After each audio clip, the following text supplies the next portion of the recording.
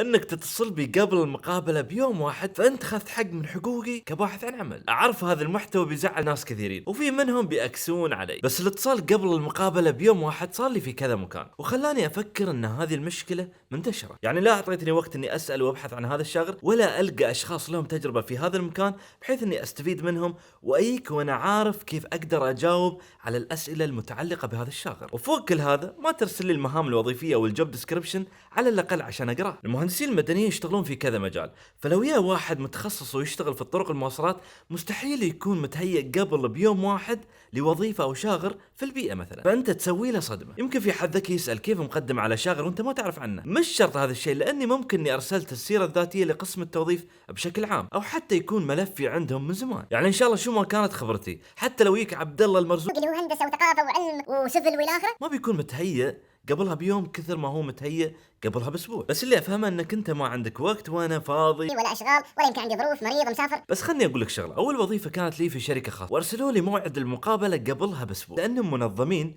وشغل احترافي، واعتقد اني كفيت ووفيت اني اتكلم عن تجربتي واطرح رايي. واللي بعيبه هذا الكلام شخصين: شخص مر بهذه التجربه مثلي، والثاني شخص عنده ضمير يحس بالباحثين عن عمل. والله في ناس املهم من سنين في هذه الوظائف، فرفقا فيهم.